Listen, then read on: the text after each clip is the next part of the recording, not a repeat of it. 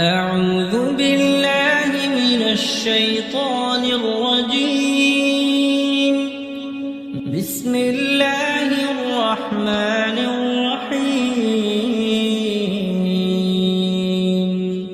إن لكم في الأنعام لعبرة نسقيكم مما في بطونها ولكم فيها منافع كثيرة ومنها تأكلون وعليها وعلى الفلك تحملون.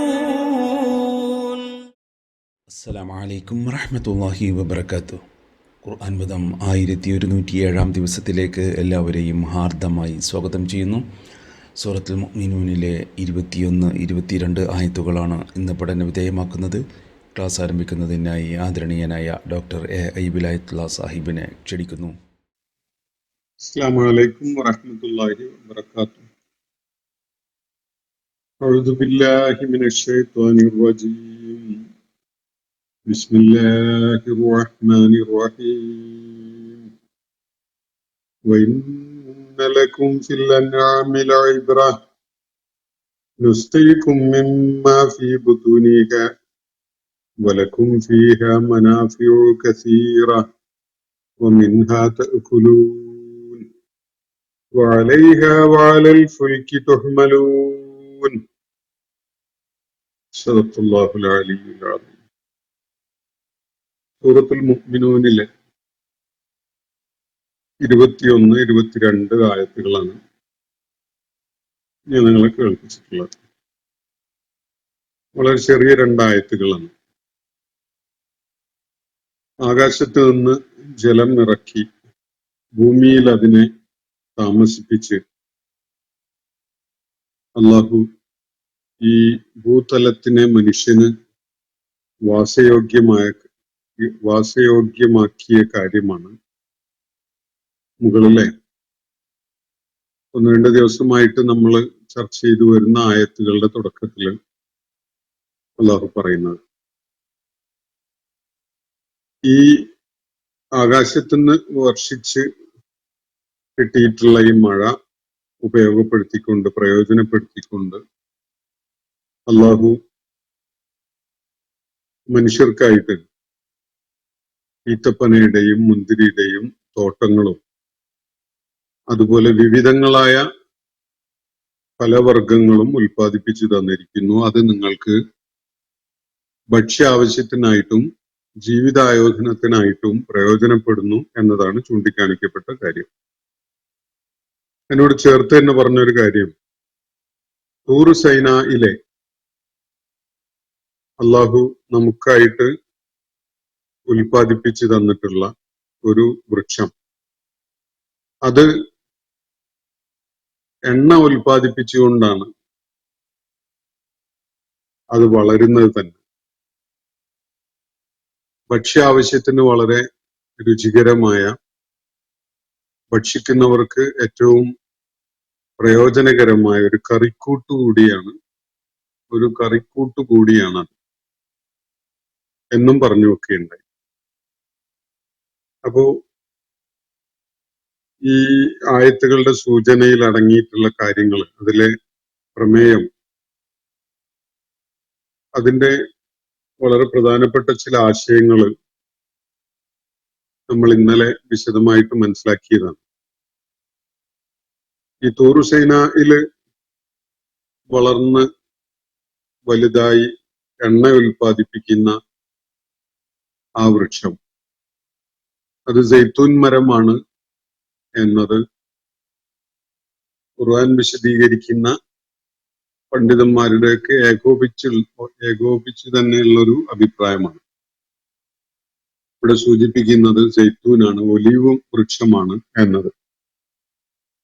തമ്പുത്തുബി ദുഹുൻ എന്നത് അതിന് പ്രത്യേകമായ സൂചന നൽകുന്നുണ്ട്. എണ്ണ ഉൽപ്പാദിപ്പിച്ചുകൊണ്ടാണ് അത് വളരുന്നത് തന്നെ. പിന്നെ ഈ പ്രദേശം, തൂറു സൈനാ പ്രദേശം അല്ലെങ്കിൽ സിനായ് മരുഭൂമിയുടെ ചുറ്റുവട്ടങ്ങൾ, ആ പ്രദേശം, ജബൽ മൂസ ഒക്കെ അടങ്ങുന്ന ആ പ്രദേശം ഏറ്റവും ഏറെ അറിയപ്പെടുന്നത് ഏറ്റവും ക്വാളിറ്റിയുള്ള ഒലീവ് ലഭ്യമാണ് എന്നതിന്റെ പേരിലാണ്. ഒലീവ് വൃക്ഷത്തിന്റെ പ്രഭവ കേന്ദ്രം തന്നെ ഈ പ്രദേശമായിട്ടാണ് മനസ്സിലാക്കപ്പെടുന്നത്. അത് ഭക്ഷ്യാവശ്യം ഉള്ളവർക്ക് സിബാണ്, അതിനുള്ള വർണ്ണം നൽകുന്ന, അവരുടെ ഭക്ഷ്യ പദാർത്ഥങ്ങൾക്ക് വർണ്ണം പകരുന്ന ഒരു കറിക്കൂട്ടാണ് എന്നുകൂടി അള്ളാഹു ഇവിടെ പറഞ്ഞു വെച്ചിട്ടുണ്ട്. വലിയ ആരോഗ്യദായകമായ, അതുപോലെ രോഗങ്ങളെ തൊട്ടുള്ള പ്രതിരോധം ഒക്കെ നൽകുന്ന ഒരു ഔഷധ ഗുണമുള്ള സംഗതിയാണ് ഈ ജൈത്തൂന്റെ കായയും എണ്ണയും എന്നതൊക്കെ വളരെ വ്യാപകമായി എല്ലാവരും മനസ്സിലാക്കിയിട്ടുള്ള ഒരു സംഗതിയാണ്. മറ്റൊരു സൂചന തൊട്ടടുത്ത സൂറത്തിൽ, നമ്മൾ 24-ാമത്തെ സൂറത്ത് പഠിച്ചിട്ടില്ല, അതിലേക്ക് എത്താനിരിക്കുന്നേ ഉള്ളൂ. സൂറത്തു നൂറാണത്. സൂറത്തു നൂറിലെ ആയത്തു നൂർ എന്ന് അറിയപ്പെടുന്ന പ്രസിദ്ധമായൊരു ആയത്തുണ്ട്. വിശുദ്ധ ഖുർആനെ പരിചയപ്പെട്ട മിക്ക ആളുകൾക്കും ആ ആയത്ത് വളരെ പരിചയമുണ്ടായിരിക്കും. ആയത്തു നൂർ എന്നാണ് അറിയപ്പെടുന്നത്. പ്രപഞ്ച സാകല്യത്തിന്റെ പ്രകാശമായിട്ട് അള്ളാഹുവിനെ പരിചയപ്പെടുത്തുന്ന ഒരു ആയത്താണ്. ആ ആയത്തിനകത്ത് ഒരു പ്രത്യേക സൈത്തൂനെ പരാമർശിക്കുന്നുണ്ട്. അല്ലാഹു നൂറു സമാവാതി വൽ അർദി മസലു നൂരിഹി കമിഷ്കാത്തിൻ ഫീഹാ മിസ്ബാഹുൻ അൽ മിസ്ബാഹു ഫീ സുജാജ അസ്സുജാജതു കഅന്നഹാ കൗകബുൻ ദുരിയ്യുൻ യൂഖദു മിൻ ഷജറത്തിൻ മുബാറകത്തിൻ സൈത്തൂനത്തിൻ ലാ ശർഖിയ്യത്തിൻ വലാ ഗർബിയ്യ. ഞാൻ ഈ ആയത്തിന്റെ വിശദമായ തലങ്ങളിലേക്ക് പോകുന്നില്ല. ഈ വായിച്ചു വെച്ച ഭാഗത്ത് ഉള്ളൊരു പരാമർശം, ഇവിടെ ഒരു പ്രത്യേക ജൈത്തൂന്റെ എണ്ണ അതിന് ഇന്ധനമാണ്, ഒരു വിളക്കിന് ഇന്ധനമാണ് എന്നുള്ള നിലക്കൊരു പരാമർശമാണ് വരുന്നത്. അല്ല, ജൈത്തൂന്റെ പരാമർശം മിൻ ഷജറത്തിൻ മുബാറക്കത്തിൻ, അനുഗ്രഹീതമായൊരു വൃക്ഷം എന്നാണ് പറയുന്നത്. ജൈത്തൂനത്തിൻ, അനുഗ്രഹീതമായ ഒരു ജൈത്തൂൻ വൃക്ഷം. ലാ ശർഖിയ്യത്തിൻ വലാ ഗർബിയ്യ, അത് കിഴക്കോ പടിഞ്ഞാറോ അല്ല ഉള്ളത്. ഇതാണ് ഒരു പ്രത്യേകതരം ജൈത്തൂനെ പരാമർശിച്ചുകൊണ്ട് അള്ളാഹു പറയുന്നത്. കിഴക്ക് ഭാഗത്ത് നിലകൊള്ളുന്ന ജൈത്തൂൻ മരങ്ങള് സൂര്യന്റെ ഉദിച്ചുയരുന്ന ഘട്ടത്തില് അതിന്റെ പ്രകാശം പതിക്കുന്നവയായിരിക്കും കൂടുതലായിട്ടും. പടിഞ്ഞാറ് ഭാഗത്ത് നിലകൊള്ളുന്നത് സൂര്യൻ അസ്തമിച്ച് താഴുന്ന ആ ഘട്ടത്തിൽ സൂര്യന്റെ പ്രകാശം കൂടുതൽ പതിക്കുന്നവയായിരിക്കും. എന്നാൽ ഇത് രണ്ടും അല്ലാത്ത ലാ ശർഖിയ്യത്തിൻ വലാ ഗർബിയ്യ, കിഴക്കോ പടിഞ്ഞാറോ ഉള്ളതല്ലാത്ത എന്ന് പറയുമ്പോ മധ്യാഹ്നത്തിൽ സൂര്യൻ എത്തുന്ന ആ മണിക്കൂറുകളിൽ ഏറ്റവും ഏറെ സൂര്യതാപം, സൂര്യകിരണങ്ങൾ ഏറ്റുവാങ്ങാൻ കഴിയുന്ന വിധത്തിലുള്ള ഒരു പൊസിഷൻ, അങ്ങനെ ഒരു പൊസിഷനിലുള്ള ഒരു അനുഗ്രഹീതമായ ജൈത്തൂൻ വൃക്ഷത്തെ കുറിച്ചാണ് ഇവിടെ പരാമർശിക്കുന്നത്. അപ്പൊ അതിലൊക്കെ വലിയ സൂചനകള് നൽകപ്പെടുന്നുണ്ട്.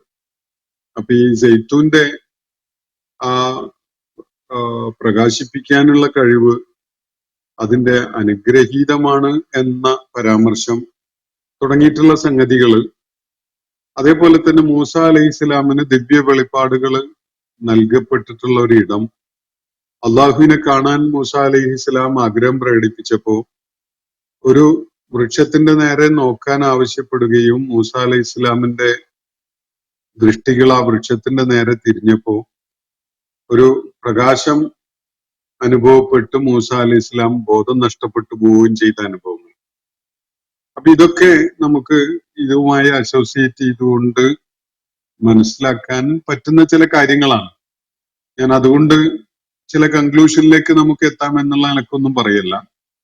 പക്ഷെ അവിടെ വളരുന്ന സൈത്തൂൻ വൃക്ഷത്തിന് അസാധാരണമായ ചില ക്വാളിറ്റി അല്ലെങ്കിൽ ചില ഗുണവിശേഷങ്ങളും അതുപോലെ സവിശേഷതകളൊക്കെ ഉണ്ട് എന്ന് മനസ്സിലാക്കാൻ നമുക്ക് അത് പ്രയോജനപ്പെടും, ഈ കാര്യങ്ങളിൽ അടങ്ങിയിട്ടുള്ള സൂചന. അപ്പോ തുടർന്ന് ഇന്ന് നമ്മൾ വായിച്ച ആയത്തുകൾ വൈന്നലക്കും ഫിൽ അനാമില ഇബ്ര, അങ്ങനെയാണ് പറയുന്നത്. നിശ്ചയമായിട്ടും നിങ്ങൾക്ക് കന്നുകാലികളില്, നാൽക്കാലികളില് നിങ്ങൾക്ക് ഒരു വലിയ പാഠമുണ്ട് എന്നാണ് അള്ളാഹു പറയുന്നത്. ഇബ്രത്ത് എന്ന് പറഞ്ഞാൽ വലിയ പാഠമാണ്. നമ്മളെ വിസ്മയിപ്പിക്കുന്ന, നമുക്ക് പ്രകാശം ചൊരിഞ്ഞു തരുന്ന, നമ്മളെ കണ്ണ് തുറപ്പിക്കുന്ന വിധത്തിലുള്ള ഒരു തിരിച്ചറിവ് നൽകുന്ന, ബോധ്യം നൽകുന്ന ഒരു സംഗതിക്കാണ് ഇബ്രത്ത് എന്ന് പറയുന്നത്. ചരിത്രത്തിൽ നിന്ന് പാഠം ഉൾക്കൊള്ളുന്നതിനെ പരാമർശിക്കുമ്പോൾ ഇബ്രത്ത് എന്നുള്ള പദം പ്രയോഗിക്കുന്നത് കാണാം. അപ്പോ ഇവിടെ അള്ളാഹു പറയുന്ന കന്നുകാലികളെ, നാക്കാലികളെ പരാമർശിച്ചുകൊണ്ടാണ് അതിൽ നിങ്ങൾക്ക് വലിയ ഇബ്രത്തുണ്ട്, വലിയ പാഠമുണ്ട് എന്ന് പറയുന്നത്. എന്തായിരിക്കണം കന്നുകാലികളുമായി ബന്ധപ്പെട്ടുകൊണ്ടുള്ള പാഠം എന്നത് നമ്മൾ ആലോചനക്ക് വിധേയമാക്കേണ്ട ഒരു കാര്യമാണ്. നമുക്ക് അതിലേക്ക് തിരിച്ചു വരാം. നുസ്ഖീക്കും മിമ്മാ ഫീ ബുത്തൂനിഹ, അവയുടെ ഉദരങ്ങളിലുള്ളതിനെ കൊണ്ട് നാം നിങ്ങളെ കുടിപ്പിക്കുന്നു എന്നാണ് അള്ളാഹു തുടർന്ന് പറയുന്നത്. ഈ നാക്കാലികളുടെ കാര്യത്തില് നുസ്ഖീക്കും, നാം നിങ്ങളെ കുടിപ്പിക്കുന്നു, നിങ്ങൾക്ക് കുടിക്കാനുള്ള പാനീയം ലഭ്യമാക്കുന്നു. മിമ്മാ ഫീ ബുത്തൂനിഹ, അവയുടെ ബത്നിലുള്ളതിൽ നിന്ന്, അവയുടെ ഉദരങ്ങളിലുള്ളതിൽ നിന്ന് നാം നിങ്ങൾക്ക് പാനീയം ലഭ്യമാക്കുന്നു. വലക്കും ഫീഹ മനാഫിഉ കസീറത്തുൻ, ഇവയിൽ, ഈ കന്നുകാലികളിൽ നിങ്ങൾക്ക് വേറെ ഒരുപാട് പ്രയോജനങ്ങൾ ഉണ്ട് താനും. വമിൻഹാ തഅ്കുലൂൻ, നിങ്ങൾ അതിൽ നിന്ന് ഭക്ഷണം കണ്ടെത്തുകയും ചെയ്യുന്നുണ്ട്. നിങ്ങൾക്കുള്ള ഭക്ഷ്യയോഗ്യമായ പലതും നിങ്ങൾ അതിൽ നിന്ന് കണ്ടെത്തുകയും ചെയ്യുന്നുണ്ട്. വഅലൈഹ വഅലൽ ഫുൽക്കി തുഹ്മലൂൻ, എന്നിട്ട് തുടർന്ന് പറയുന്നത്, ഈ കന്നുകാലികൾ അല്ലെങ്കിൽ ഈ നാക്കാലി വർഗത്തിൽപ്പെട്ട ജീവജാലങ്ങൾ, അതുപോലെ കടലില് യാത്രക്ക് ഉപകരിക്കുന്ന കപ്പലുകൾ, കപ്പൽ വിഭാഗത്തിൽ അല്ലെ ആ കാറ്റഗറിയിൽ പെടുന്ന, കടലില്, സമുദ്രത്തില്, ജലോപരിതലത്തിൽ സഞ്ചരിക്കാൻ പറ്റുന്ന സംവിധാനങ്ങൾ, ഇത് രണ്ടിലുമായി നിങ്ങൾ വഹിക്കപ്പെടുകയും ചെയ്യുന്നു. നിങ്ങൾക്കവ യാത്രക്ക് പ്രയോജനപ്പെടുന്നു. നിങ്ങളെയും നിങ്ങളുടെ ചുമടുകളെയും, നിങ്ങളെയും നിങ്ങളുടെ ഭാരങ്ങളെയും വഹിച്ചുകൊണ്ട് നിങ്ങളുടെ മെർച്ചൻഡൈസസ് ഒക്കെ ആയിട്ട് അവ രണ്ടും സഞ്ചരിക്കുന്നു. ഇവിടെ വരച്ചു കാണിക്കുന്ന ഒരു ചിത്രം നമുക്ക് അറിയാം. കപ്പല് കടലിലൂടെ, കടലിന്റെ ഉപരിതലത്തിലൂടെ, ജലോപരിതലത്തിലൂടെ സഞ്ചരിക്കുന്ന, വലിയ ഭാരം ചുമന്നുകൊണ്ട് പോകുന്ന ഒരു സംവിധാനമാണ്. അത്രയും കൂടുതൽ മെർച്ചൻഡൈസസ്, ചരക്കുകള് ശേഖരിച്ച് കൊണ്ടുപോകാൻ കഴിയുന്ന ഒരു സംവിധാനം മനുഷ്യന് വിഭാവനം ചെയ്യാൻ പോലും പറ്റുന്നില്ല. എത്രയോ വിമാനങ്ങളെ ഉൾക്കൊള്ളാൻ പറ്റുന്ന വലിപ്പമുള്ള കപ്പലുകൾ നിർമ്മിക്കപ്പെടുന്നുണ്ട്. വളരെ പൗരാണിക കാലം മുതൽ തന്നെ കപ്പലുകള്, നൂഹ് അലൈഹിസ്സലാമിന്റെ കാലം മുതൽ തന്നെ ചരക്ക് നീക്കത്തിന് ഏറ്റവും ഉപകരിക്കുന്ന ഒരു സംവിധാനമായിട്ട് മനുഷ്യൻ പ്രയോജനപ്പെടുത്തി തുടങ്ങിയിട്ടുണ്ട്. അതേപോലെ മനുഷ്യൻ അവന്റെ സഞ്ചാര ആവശ്യങ്ങൾക്കും ചുമടുകള് ഭാരിച്ച അവന്റെ കച്ചവട ചരക്കുകളും അതുപോലെയുള്ള സംഗതികളും ഒക്കെ തന്നെ വിദൂര ഇടങ്ങളിലേക്ക് കൊണ്ടുപോകാൻ മനുഷ്യൻ പ്രയോജനപ്പെടുത്തിയിരുന്ന ചില മൃഗങ്ങളുണ്ട്. നാക്കാലി വർഗത്തിൽപ്പെട്ട. അതിലേറ്റവും പ്രധാനപ്പെട്ടതാണ് ഒട്ടകം. ഒട്ടകവും കുതിരയും കഴുതയും ഒക്കെയാണ് മനുഷ്യര് പലപ്പോഴും ചുമട് വഹിക്കാൻ വേണ്ടി പ്രയോജനപ്പെടുത്താറുള്ളത്, യാത്രക്ക്, സവാരി ആവശ്യത്തിന് പ്രയോജനപ്പെടുത്താറുള്ളത്. അപൂർവമായിട്ട് പോത്ത്, കാള വിഭാഗത്തിലേക്ക് പെട്ട മൃഗങ്ങളെയും മനുഷ്യര് ഈ നിലക്ക് പ്രയോജനപ്പെടുത്താറുണ്ട്. സമീപകാലം വരെ നമ്മുടെ നാട്ടില് കാളകളെ ഉപയോഗിച്ചുകൊണ്ടുള്ള ചരക്ക് വണ്ടികൾ ഉണ്ടായിരുന്നു. അതുപോലെ പോത്തുകളെ കൊണ്ട് വലിപ്പിക്കുന്ന ചരക്ക് വണ്ടികൾ ഒക്കെ ഉപയോഗത്തിൽ ഉണ്ടായിരുന്നതാണ്. അപ്പോ അള്ളാഹു ഈ മൃഗങ്ങളെ പരാമർശിച്ചുകൊണ്ട് ഇവിടെ പറഞ്ഞിരിക്കുന്ന ഏറ്റവും പ്രധാനപ്പെട്ട ഒരു കാര്യം, വൈന്നലക്കും ഫിൽ അനാമി ലഇബ്റത്തുൻ, ഈ കന്നുകാലികളിൽ, നാക്കാലികളിൽ നിങ്ങൾക്ക് ഇബ്റത്തുണ്ട്, വലിയ പാഠമുണ്ട് എന്നാണ്. എന്തായിരിക്കണം ഈ പാഠം? ഈ കന്നുകാലികളുടെ സൃഷ്ടിപ്പിനെ കുറിച്ച് ഒരു അല്പനേരം ആലോചിച്ചാല് നമുക്കത് മനസ്സിലാവും. ലക്ഷക്കണക്കിന് വൈവിധ്യമുള്ള ജീവജാലങ്ങൾ ഭൂമുഖത്തുണ്ട്.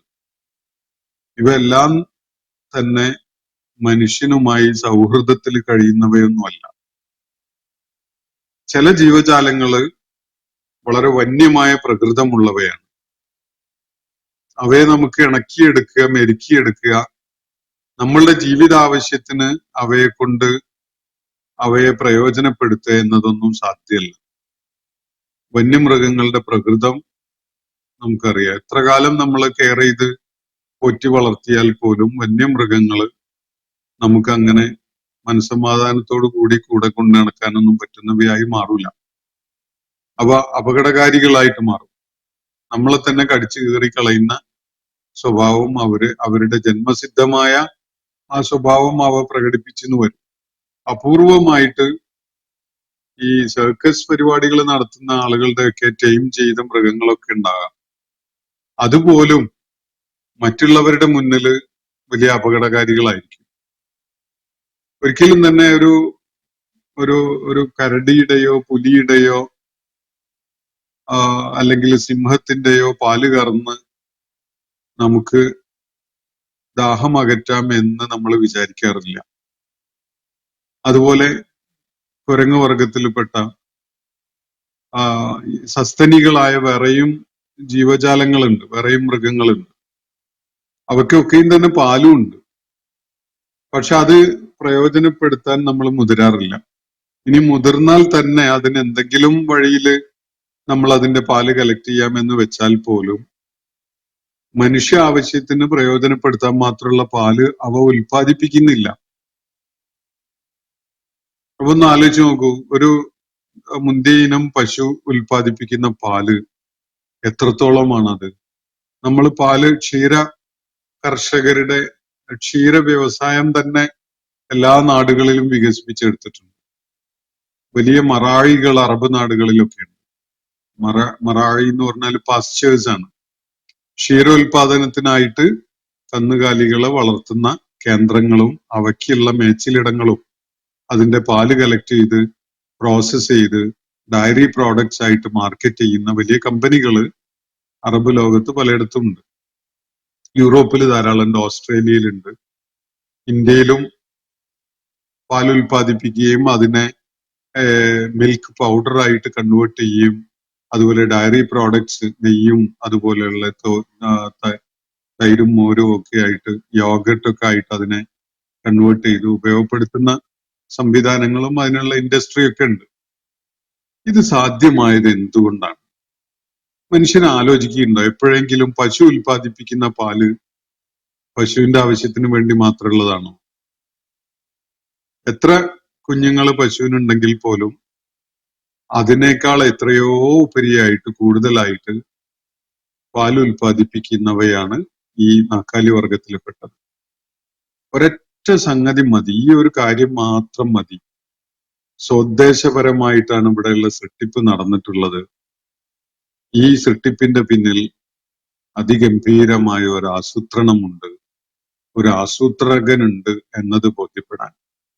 മനുഷ്യന് പ്രയോജനപ്പെടുത്താൻ വേണ്ടിയല്ലാത്ത വിധത്തിലാണ് സാധാരണ വന്യമൃഗങ്ങളെ പോലെയൊക്കെയുള്ള സ്വഭാവത്തിൽ, അല്ലെങ്കിൽ കുരങ്ങനെ പോലെയുള്ള സ്വഭാവത്തിലാണ് അള്ളാഹു കന്നുകാലികളെ സൃഷ്ടിച്ചിരുന്നതെങ്കിൽ ഒന്ന് ആലോചിച്ച് നോക്കൂ, ഒരു തുള്ളി പാല് കന്നുകാലികളുടേതായിട്ട് നമുക്ക് കിട്ടുമോ? മനുഷ്യന് പ്രയോജനപ്പെടുത്താൻ കഴിയുമോ? കന്നുകാലികളെ വളർത്തുകയും അതിൽ നിന്ന് പാൽ ഉൽപ്പാദിപ്പിക്കുകയൊക്കെ ചെയ്യുന്ന ഒരു വ്യവസായം വളർന്നു വരും.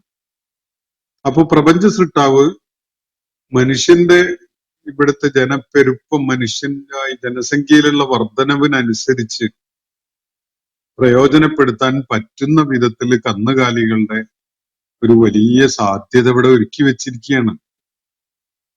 ഒരിക്കലും തന്നെ ഒരു പശുവിനോ ആടിനോ എരുമക്കോ അല്ലെങ്കിൽ ഒട്ടകത്തിനോ അവയുടെ കുഞ്ഞുങ്ങൾക്ക് ആവശ്യമായ പാലല്ല അവ ഉൽപ്പാദിപ്പിക്കുന്നത്. വളരെ അത്ഭുതകരമായിട്ട് നമുക്ക് അതിനെ കാണാൻ കഴിയും. ആർക്കാണ് നിഷേധിക്കാൻ പറ്റുക ഈ പാൽ ഉൽപ്പാദിപ്പിക്കുന്ന ഫാക്ടറികളായിട്ട്, ഇങ്ങനെയുള്ള കൊച്ചു കൊച്ചു ഫാക്ടറികളായിട്ട് ഈ മൃഗങ്ങളെ അല്ലാഹു രൂപകൽപ്പന ചെയ്ത സംഗതിയെ നിഷേധിക്കാൻ? അതേപോലെ തന്നെ ഒന്ന് ആലോചിച്ച് നോക്കൂ, മനുഷ്യന്റെ ഭക്ഷ്യ ആവശ്യത്തിന് വേണ്ട മാംസം ഉൽപ്പാദിപ്പിക്കുന്ന കൊച്ചു കൊച്ചു ഫാക്ടറികളായിട്ട് നമുക്ക് ഇതിനെ കാണാൻ സാധിക്കും. ഒരിക്കലും തന്നെ അവർക്ക് പ്രയോജനപ്പെടാൻ വേണ്ടി മാത്രമായിട്ടുള്ളതല്ല അവയുടെ ഉദരങ്ങളിൽ ഉൽപ്പാദിപ്പിക്കപ്പെടുന്ന പാല് എന്നത് വളരെ അത്ഭുതകരമായിട്ട് നമുക്ക് കാണാൻ കഴിയുന്ന ഒരു കാര്യമാണ്. അള്ളാഹുവിടെ നമ്മളോട് പറഞ്ഞു വെച്ചിട്ടുള്ള കാര്യം ഇന്നലക്കും ഫിൽ അൻആമി ലഇബ്റത്തുൻ, നിശ്ചയമായിട്ടും ഈ നാക്കാലികളിൽ നിങ്ങൾക്ക് വലിയ പാഠമുണ്ട്, നിങ്ങൾക്കൊരു വലിയ ലെസൺ പഠിച്ചെടുക്കാനുണ്ട്. അത് സൃഷ്ടാവുമായി ബന്ധപ്പെട്ടുള്ളതാണ്. സൃഷ്ടാവിന്റെ പ്രപഞ്ചനാഥനായ റബ്ബിന്റെ ആസൂത്രണത്തെക്കുറിച്ച് മനസ്സിലാക്കാൻ കഴിയുന്ന സൂചനകളാണ് അതിൽ അടങ്ങിയിട്ടുള്ളത്. അതുപോലെ മനുഷ്യന് ആവശ്യമായ ജീവിത മാർഗദർശനം ലഭിക്കുന്ന വിധത്തിലുള്ള ഒരു ഇൻസൈറ്റും തിരിച്ചറിവും ഒക്കെ ഈ ഒരൊറ്റ സംഗതിയെ നിരീക്ഷിച്ചാൽ തന്നെ ലഭ്യമാകും. അതില് തീർച്ചയായിട്ടും വൈന്നലക്കും ഫിൽ അൻആമി ലഇബ്റത്തുൻ, ഇതില് ഈ നാക്കാലികളിൽ നിങ്ങൾക്ക് തീർച്ചയായിട്ടും വലിയ പാഠം അടങ്ങിയിട്ടുണ്ട്. എന്നിട്ട് അതിലേക്കൊരു സൂചന നൽകുന്ന വിധത്തിലാണ് തുടർന്ന് അള്ളാഹു പറയുന്നത്. എന്താണ് ഇബ്റത്ത് എന്നുള്ളത് പറയുന്നൊന്നുമില്ല. പക്ഷെ ഇബ്റത്ത് വേണമെങ്കിൽ ബുദ്ധിയുള്ളവനല്ലേ മനുഷ്യൻ, അവൻ കണ്ടെത്തട്ടെ എന്നുള്ള നിലക്കാണ് അള്ളാഹു വിടുന്നത്. ചെറിയ സൂചന നൽകുക മാത്രമാണ് ചെയ്യുന്നത്. എന്താണ് അത്? നുസ്ഖീക്കും, നിങ്ങളെ നാം കുടിപ്പിക്കുന്നു, മിമ്മാഫി ബുത്തൂനിയ, അവയുടെ ഉദരങ്ങളിൽ അവയുടെ വയറുകളിൽ ഉള്ളതിൽ നിന്ന്, വലക്കും ഫീഹ മനാഫിഉ കസീറ, നിങ്ങൾക്ക് അവയില് ഒട്ടേറെ വേറെയും പ്രയോജനങ്ങളുണ്ട്. ഈ കന്നുകാലികളുടെ ശരീരത്തിന്റെ എന്തെങ്കിലും മനുഷ്യൻ ഉപയോഗശൂന്യാണെന്ന് പറഞ്ഞ് കളയാറുണ്ടോ? ഒന്ന് ആലോചിച്ച് നോക്കൂ. അതിന്റെ രോമം, അതിന്റെ തൊലി, അതിന്റെ അസ്ഥികള്, അതിന്റെ ചാണകം, അതിന്റെ മൂത്രം, എന്തെങ്കിലും ഉണ്ടോ കന്നുകാലികളുടെ നമുക്ക് പ്രയോജനമില്ലാത്തതാണ് എന്ന നിലക്ക് തള്ളാൻ പറ്റുന്ന? ഈ പ്രയോജനങ്ങളൊന്നും നമുക്ക് വന്യമൃഗങ്ങളിൽ കിട്ടുന്നില്ല. വന്യമൃഗങ്ങളിൽ നിന്ന് അവയ്ക്കൊക്കെ ഇതുണ്ടല്ലോ. ഈ സംഗതികളൊക്കെ പരിമിതമായ തോതിലൊക്കെ ആയിട്ടാണെങ്കിലും വന്യമൃഗങ്ങളിലൊക്കെ ഉണ്ട്. അപ്പൊ ആരാണ് ചില മൃഗങ്ങൾക്ക് ഈ വിധത്തിൽ മനുഷ്യനോട് ഇണങ്ങിച്ചേരാൻ കഴിയുന്ന ഒരു പ്രകൃതം നൽകിയിട്ടുള്ളത്? അവയെ പിടിച്ചു നിർത്തിയിട്ട് പാല് കറന്നെടുക്കാൻ പറ്റുന്ന വിധത്തില് അവയിൽ പാല് ഉൽപ്പാദിപ്പിക്കുകയും അടങ്ങി നിന്നു കൊടുക്കുകയും ചെയ്യുന്ന പ്രകൃതം ഒക്കെ ആരാണ് അതിന് നൽകിയിട്ടുള്ളത്? ഒരു പശുവിന് പാല് ഉൽപ്പാദിപ്പിക്കുന്ന കാലത്ത് പാല് കറന്നു കൊടുക്കണില്ലെങ്കിൽ അതിന് വലിയ അസ്വസ്ഥത ഉണ്ടാകും. ഇപ്പൊ വയനാട്ടിലെ ഉരുൾപൊട്ടലിന്റെ ബാക്കി പത്രം നമ്മൾ കണ്ടപ്പോ അവശേഷിച്ച് ചത്തുപോകാതിരുന്ന കുറച്ച് 5-10 പശുക്കളെ കണ്ടെത്തിയ ഒരു കാര്യം റിപ്പോർട്ടുകളിൽ കണ്ടു. ഈ പശുക്കള് 3-4 ദിവസമായിട്ട് പാല് കറന്നെടുക്കാൻ ആളില്ലാത്തത് കൊണ്ട് അവയ്ക്ക് നടക്കാൻ പോലും കഴിയാതെ പ്രയാസപ്പെട്ട് നിൽക്കുകയായിരുന്നു. എന്നിട്ട് ഈ രക്ഷാപ്രവർത്തനത്തിന് ഇറങ്ങിയ നല്ല മനുഷ്യര് അവയിലെ പലതിനെയും തടഞ്ഞു നിർത്തിയിട്ട് അതിന്റെ പാലൊക്കെ കറന്ന് കളഞ്ഞ് ഒഴിവാക്കി കൊടുക്കുകയായിരുന്നു. ഒന്ന് ആലോചിച്ച് നോക്കൂ, മനുഷ്യനെ ആശ്രയിച്ചിട്ടാണ് ഈ ജീവികള് ജീവിക്കുന്നത്. അങ്ങനെ മനുഷ്യനെ ആശ്രയിച്ചുകൊണ്ട് അവരുടെ ആരോഗ്യപൂർണമായ സർവൈവൽ പോലും സാധ്യമാകുന്നുണ്ട്. മനുഷ്യൻ നോക്കാനില്ലാണ്ടായാല് കന്നുകാലികളുടെ കാര്യമൊക്കെ വളരെ ശോചനീയായിരിക്കും. വന്യമൃഗങ്ങൾ അങ്ങനെയല്ല. വന്യമൃഗങ്ങൾക്ക് അവരുടെ കുട്ടികൾക്ക് ആവശ്യമായ പാലേ ഉൽപ്പാദിപ്പിക്കപ്പെടുന്നുള്ളൂ. അത് അതിന്റെ സ്വാഭാവികതയിൽ തീർന്നു പോവുകയും ചെയ്യും. അതവർക്കൊരു ജീവിതഭാരമായി മാറാറില്ല. എന്നാൽ ഒരു പശുവിന്റെ കാര്യം അങ്ങനല്ല. ഒരു എരുമയുടെയോ ഒട്ടകത്തിന്റെയോ ഒന്നും കാര്യം അങ്ങനല്ല. ഒന്ന് ആലോചിച്ച് നോക്കുക, ആരാണ് ഈ വിധത്തിൽ മനുഷ്യന്റെ ഒരു ആവശ്യം ഒരു ഭാഗത്തും അതിന്റെ ലഭ്യത മറുഭാഗത്തുമായിട്ട് സജ്ജീകരിച്ചു വെച്ചിരിക്കുന്നത്? ഏത് ആസൂത്രകന്റെ മികവാർന്ന ആസൂത്രണത്തിന്റെ ഫലമാണ് എന്നത് മനുഷ്യൻ ആലോചിക്കുമ്പോൾ തീർച്ചയായിട്ടും വൈന്നലക്കും ഫീഹ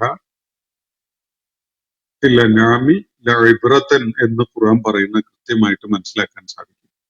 വൈന്നലക്കും ഫില്ലനാമി ലഇബ്റ, നിങ്ങൾക്ക് അതിൽ ഗുണപാഠമുണ്ട്, വലിയ പാഠം അടങ്ങിയിട്ടുണ്ട് എന്ന് പറഞ്ഞത് നമുക്ക് കൃത്യമായിട്ട് ഉൾക്കൊള്ളാൻ സാധിക്കും. അള്ളാഹുവിന്റെ അസ്തിത്വത്തെ ബോധ്യപ്പെടാൻ, അള്ളാഹു എന്ന യാഥാർത്ഥ്യത്തെ ബുദ്ധി കൊണ്ട് ഉൾക്കൊള്ളാൻ യഥാർത്ഥത്തിൽ ഈ മൃഗങ്ങളെ നിരീക്ഷിച്ചാൽ മാത്രം മതിയാകും എന്നാണ് എനിക്ക് പലപ്പോഴും തോന്നിയിട്ടുള്ളത്. അള്ളാഹു നമുക്കായിട്ട് ഈ കന്നുകാലികളിൽ വെച്ചിരിക്കുന്ന ഇബ്റത്ത് ഇതൊക്കെയാണ് എന്നാണ് മനസ്സിലാക്കാൻ സാധിക്കുന്നത്. അള്ളാഹു ആലം.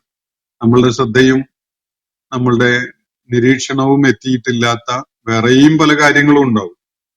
ഇവിടെ ഖുർആൻ പറയുന്നത് അവയുടെ ഉദരത്തിലുള്ളതിൽ നിന്ന് നാം നിങ്ങളെ കുടിപ്പിക്കുന്നു, വലക്കും ഫീഹ മനാഫിയു കസീറ, അതുകൂടാത്ത വേറെയും ഒരുപാട് പ്രയോജനങ്ങൾ നിങ്ങൾക്ക് അവയിലുണ്ട്. അതാണ് ഞാൻ നേരത്തെ സൂചിപ്പിച്ചത്. കന്നുകാലികളുടെ രോമം, തൊലി, ചാണകം പോലെയുള്ള സകലതും ഒരു സംഗതിയുമില്ല അതില് ഉപേക്ഷിക്കേണ്ട, ഉപയോഗശൂന്യമായി തള്ളേണ്ടതായിട്ടുള്ളത്. എല്ല് പോലും മനുഷ്യൻ പ്രയോജനപ്പെടുത്തുന്നുണ്ട്. പ്രയോജനമില്ലാത്തതായിട്ട് യാതൊന്നുമില്ല. അപ്പൊ മിൻഹാ തഅ്കുലൂൻ, നിങ്ങൾ അതിൽ ഭക്ഷ്യ വിഭവങ്ങൾ കണ്ടെത്തുകയും ചെയ്യുന്നുണ്ട്. നിങ്ങൾ അതിൽ നിന്ന് ഭക്ഷിക്കുന്നുണ്ട്. കന്നുകാലികളുടെ മാംസം, അതുപോലെയുള്ള അതുപോലെ പാല് നേരത്തെ പറഞ്ഞു കഴിഞ്ഞു. അപ്പോ ഇത് നിങ്ങൾ ഭക്ഷിക്കുകയും നിങ്ങൾ അവയിൽ നിന്ന് ഭക്ഷിക്കുകയും ചെയ്യുന്നുണ്ട് എന്ന് കൂടി ഖുർആൻ പറയുകയാണ്. എന്നിട്ട് പിന്നെ വേറൊരു കാര്യം സൂചിപ്പിക്കുകയാണ്, വഅലൈഹ വഅലൽ ഫുൽക്കി തുഹ്മലൂൻ, ഈ കന്നുകാലി വർഗത്തിൽപ്പെട്ടവയിലും അതുപോലെ കപ്പലുകളിലുമായി നിങ്ങൾ വഹിക്കപ്പെടുകയും ചെയ്യുന്നു. നേരത്തെ പറഞ്ഞ പ്രയോജനങ്ങൾക്കൊക്കെ പുറമെ കന്നുകാലി വർഗത്തിൽപ്പെട്ട, നാക്കാലി വർഗത്തിൽപ്പെട്ട ഒട്ടകം, അതുപോലെ കഴുത, കുതിര പോലെയുള്ള മനുഷ്യനോട് ഇണങ്ങിച്ചേരുന്ന ജീവികളെ, മൃഗങ്ങളെ പ്രയോജനപ്പെടുത്തിക്കൊണ്ട് മനുഷ്യൻ യാത്ര ചെയ്യുന്നു, ചരക്ക് നീക്കം നടത്തുന്നു.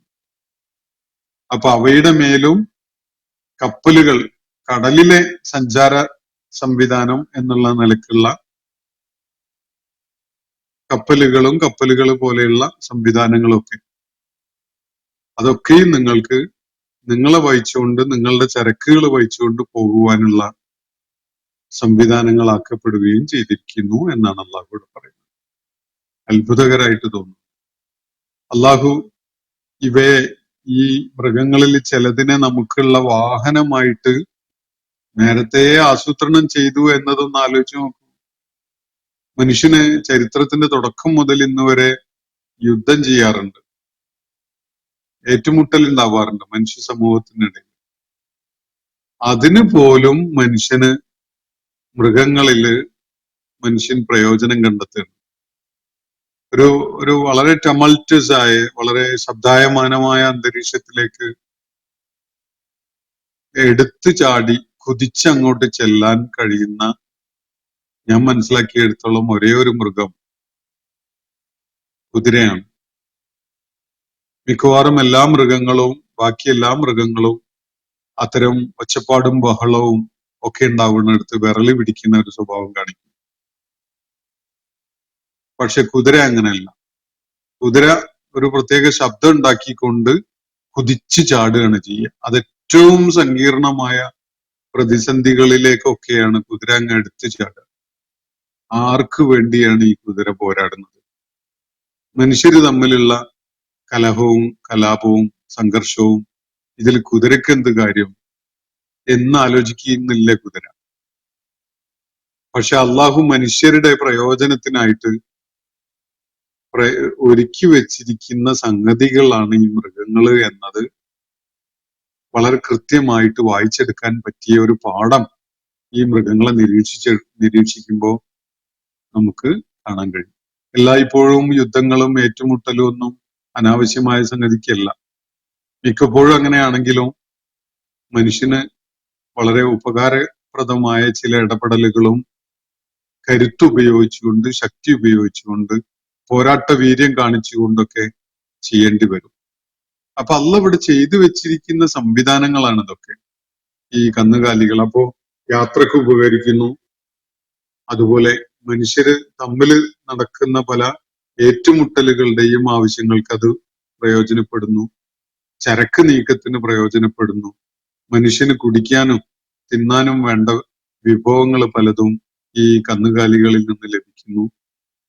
വളരെ അത്ഭുതകരമായിട്ട് മനുഷ്യന് വേണ്ടി ആസൂത്രണം ചെയ്തു വെച്ചിട്ടുള്ള കാര്യങ്ങളാണിത് എന്നത് മനസ്സിലാക്കാൻ മനുഷ്യന് വളരെ ബാഹ്യമായ നിരീക്ഷണം പോലും ധാരാളം മതിയാവും. അതിന്റെ പുറകിൽ സ്വദേശപരമായ ഒരു ആസൂത്രണമുണ്ട് എന്നത് കണ്ടെത്താൻ നമുക്ക് വന്യമൃഗങ്ങളുമായിട്ട് അവയെ താരതമ്യം ചെയ്താൽ മതി. അല്ലെങ്കിൽ ഡൊമസ്റ്റിക് ആനിമൽസിൽ തന്നെ പൂച്ച, പട്ടി പോലെയുള്ള മൃഗങ്ങളുമായിട്ട് താരതമ്യം ചെയ്താൽ പോലും നമുക്ക് വസ്തുത മനസ്സിലാവും. പട്ടിക്കും പൂച്ചക്കും ഒക്കെ പാലുണ്ട്, പക്ഷെ എത്ര പരിമിതമായിട്ടാണ് അവ ഉൽപ്പാദിപ്പിക്കപ്പെടുന്നത്. മനുഷ്യന് പ്രയോജനപ്പെടുന്ന വിധത്തിൽ അവ ഉൽപ്പാദിപ്പിക്കപ്പെടുന്നില്ല. വലിയ പാഠം ഈ കന്നുകാലികളിലും അതുപോലെ നാക്കാലികളിലും ഒക്കെ അള്ളാഹു നമുക്കായിട്ട് വെച്ചിട്ടുണ്ട് എന്നിവിടെ പ്രത്യേകം പറഞ്ഞത് മനനം ചെയ്യാനും അതിനെക്കുറിച്ച് ആഴത്തിൽ ആലോചിക്കാനും ഒക്കെ വേണ്ടി തന്നെയാണ് എന്നാണ് ഞാൻ മനസ്സിലാക്കുന്നത്. ഇന്നത്തെ സെഷൻ ഞാനിവിടെ അവസാനിപ്പിക്കുകയാണ്. ആഖിറു ദഅ്വാനാ അൽഹംദുലില്ലാഹി റബ്ബിൽ ആലമീൻ. അസ്സലാമു അലൈക്കും വറഹ്മത്തുള്ളാഹി വബറകാതുഹു. ഇന്നത്തെ ഖുർആൻ പദം ഇവിടെ സമാപിക്കുന്നു. ഖുർആൻ പഠനത്തിൽ പങ്കെടുത്ത എല്ലാവർക്കും അള്ളാഹു അർഹമായ പ്രതിഫലം നൽകി അനുഗ്രഹിക്കട്ടെ. വആഖിറു ദഅ്വാനാ അൽഹംദുലില്ലാഹി റബ്ബിൽ ആലമീൻ. അസ്സലാമു അലൈക്കും വറഹ്മത്തുള്ളാഹി വബറകാതുഹു.